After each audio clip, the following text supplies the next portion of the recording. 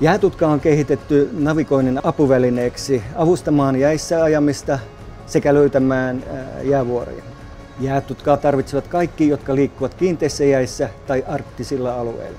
Jäätutkalla pyritään löytämään vanhat reitit, jolloin aikaa ja polttoainetta säästyy.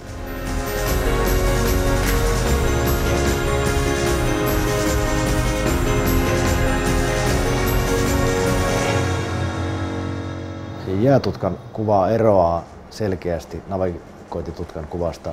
Jäätutka antaa aivan selkeän kuvan jään muodostelmasta ihan eri tavalla kuin mitä se näkyy navigointitutkassa.